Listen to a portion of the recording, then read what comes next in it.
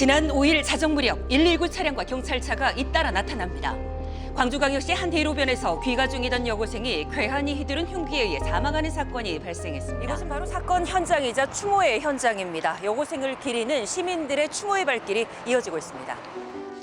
사건 현장에 마련된 피해자를 향한 추모 공간. 곳곳에 놓인 국화꽃과 함께 시민들의 발길이 이어지고 있는데요.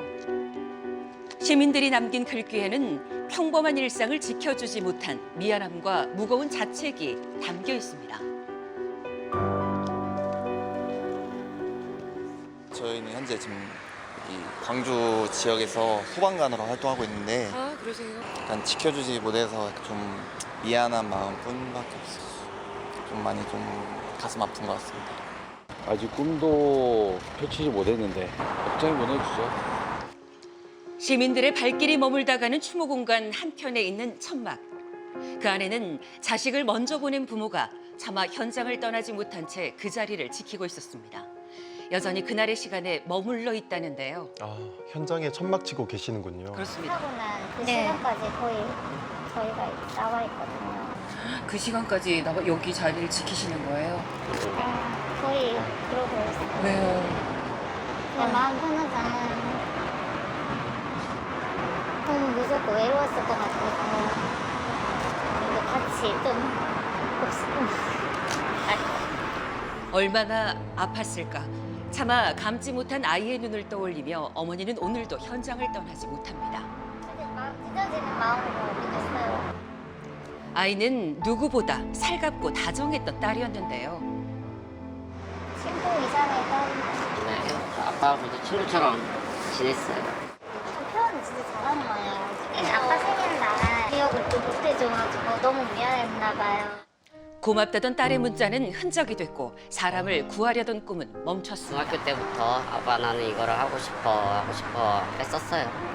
본인이 사람 도와주는 거 해주고 싶다고. 응급구조사가 꿈이었던 소중한 딸과의 이별. 무슨 일이 있었던 걸까요?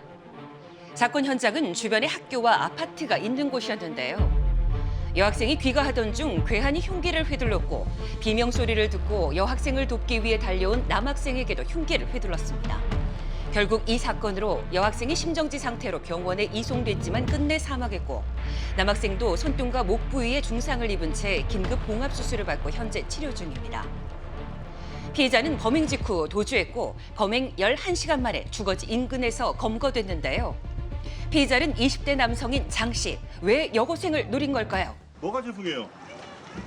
실수 없는 죄를 지어서 죄송합니다. 하려고 했다는데 왜 여학생을 공격했습니까? 여학생이 말하고 있는 건 아닙니다. 계획이 있습니까? 기획한 거 아니에요? 장 씨는 경찰 조사에서 경악스러운 진술을 내놨는데요. 피해자는 사는 게 재미없어 스스로 목숨을 끊으려다 범행을 저질렀다고 주장한 것입니다. 혼자만 그러지. 정말. 피해자는 일면식도 없던 사이. 우발적인 범행을 주장한 장 씨, 사실일까요? 범행 약 2시간 후 인근 CCTV에 포착된 모습엔 가방을 들고 어디론가 가는데요. 피해자는 어디로 향했을까요? 이쪽 근처 코인 세탁방에서 범행 이후에 저랬다는 거죠? 네, 알고 보니 피 묻은 옷을 세탁하기 위해 근처 무인 세탁소에 들렸던 겁니다. 범행 직후 인근 공원에 자신의 차량을 버리고 도보와 택시 등을 이용해 도주를 이어갔는데요. 피의자의 증거인멸 행위는 이뿐만이 아닙니다. 자신의 휴대전화 2대 중 1대를 이곳 하천에 버렸다고 합니다. 경찰은 피의자의 진술을 바탕으로 수중 수색 작업을 이곳에서 벌였다고 합니다. 하지만 수풀과 혼탁한 시야 문제로 수중 수색은 종료됐는데요. 다른 휴대전화를 디지털 포렌식하며 범죄 정황을 집중 수사하고 있습니다. 이따른 증거인멸 정황, 정말 우발적 범행일까요? 대단히 치밀한 계획적인 범죄다.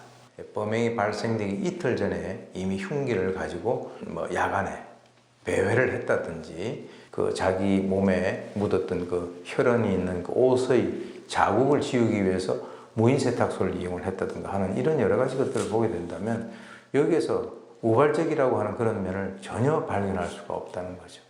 심지어 계획 범행으로 보이는 행적은 이뿐만이 아닌데요. 차를 타고 쭉 지나가다가 그 피해자를 쓱 지나간 상태에서 거기서 대기를 하고 있다가 흉기로 사람을 살인했단 말이죠. 그것을 보게 된다면 이것은 굉장히 계획적이다. 그런데 경찰 수사 중 장 씨와 관련된 또 다른 충격적인 사실이 밝혀졌습니다. 장 씨가 함께 아르바이트를 했던 전 여자친구에게 스토킹 및 성폭행 혐의로 신고됐다는 건데요. 스토킹 신고가 있던 날부터 장 씨는 흉기 2점을 가지고 도심을 배회했습니다. 경찰은 범행 전 범죄 신고와 살인 사건 간의 연관성을 집중 조사하고 있고 이번 주 장 씨를 검찰에 송치할 방침입니다. 평범한 일상을 위협한 참혹한 사건에 시민들의 경계심과 사회적 불안감은 점점 커져가고 있는데요. 무서워서 저녁에는 돌아다닐 수가 없어요. 너무 무서워요.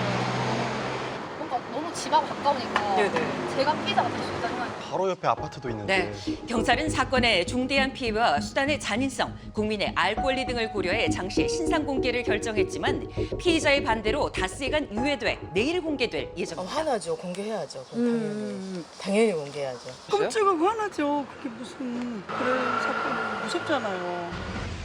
이 같은 사실이 알려지자 시민들의 분노는 커졌는데요. 현행법상 신상 공개는 당사자가 동의하지 않을 경우 5일 이상 유예 기간을 둬서 피의자 방어권 보장 취지지만 공개가 미뤄진 사이 SNS상에는 이미 피의자의 신상 정보가 확산되면서 실효성을 떨어뜨린다는 지적이 나옵니다. 네. 한편 경찰은 피의자가 사이코패스 검사 결과 기준에 미달했다고 밝혔는데요. 그렇다면 왜 피의자는 일면식도 없는 피해자들을 노린 걸까요? 전형적인 이상동기 범죄죠. 자기의 어떤 그 감정의 영역, 즉 세상이 힘들다라고 하는 그 감정의 영역에 다른 사람의 생명을 거기다 집어넣은 그런 일종의 프레임을 짠 범죄다 이렇게 이제 보는 것이고요. 이런 일면식도 없는 불특정인을 향한 무차별 공격인 이상동기 범죄는 이번이 처음이 아닌데요. 해마다 마음컨 안팎으로 발생하는 이상동기 범죄, 불안감은 커져만 갑니다. 입장으로서 불안해요. 사실. 너무 불안하고 좀 강한 처벌을 했으면 좋겠어요. 안전했으면 좋겠죠. 안전하게 이렇게 편하게 다닐 수 있는 거리가 됐으면 좋겠어요. 시민들은 이에 대한 대책 마련을 촉구하고 있고 사건 이후 학생들의 불안감도 커지고 있습니다. 사건에 대한 사회적 관심을 촉구하며 성명문을 잇따라 발표하고 있는데요. 성명문에는 가해자의 엄벌과 안전한 사회가 되길 바라는 내용들이 담겨 있습니다. 광주에서 시작된 학생들의 목소리는 전국적으로 퍼져나가고 있는데요. 전국으로 퍼진 추모의 목소리 그리고 현장엔 유족의 바람이 남아 있습니다. 저희 딸 오래오래 기억해달라고 하는 거. 제발 이런 일이 두번 다시 안 일어나길 바랍니다. 어떻게 하면 막을 수가 있을까요? 네, 반복되는 비극을 막기 위해 우리 사회의 안전망이 제대로 작동하고 있는지 돌아봐야 할 때입니다. 누구도 예상하지 못한 순간 피할 새도 없이 벌어진 범죄 앞에서 무력감도 크게 느껴집니다. 이런 범죄를 완전히 막을 수는 없겠지만 그래도 위험 신호를 조금이나마 더 빨리 감지하고 위기 상황에 즉각 대응할 수 있는 사회 안전망이 잘 지켜졌는지는 다시 한번 점검할 필요가 있을 것 같아요. 그렇습니다. 사건 현장 같은 경우는 경찰이 지정한 112 순찰 거점이라고 하는데요. 예. 가로등도 적고 CCTV조차 없어서 시민들이 여러 차례 안전 대책을 요구한 곳이라고 합니다. 사건 발생하기 2시간 전쯤 근처에서 교통민원을 처리한 경찰이 현장에서 2km 정도 떨어진 지구대로 복귀를 하면서 순찰 거점이 비워져 있었다. 이 사실이 알려지면서 아쉬움이 좀 남는다고 합니다. 경찰은 이 부분에 대해서 시민들의 불안 해소 또 재발 방지를 위해서 다음 달 3일까지 특별 치안 활동을 하겠다. 이렇게 밝혔습니다. 네, 또 한편 그 도움을 주려다 다친 그 고등학생 아이에게 SNS상에서 정말 믿을 수 없는 비방글이 올라오는 경우도 있다고 합니다. 예. 경찰이 여기에 대해서 집중 모니터링하고 또 단속도 한다고 하니까 반드시 주의해야 되겠습니다.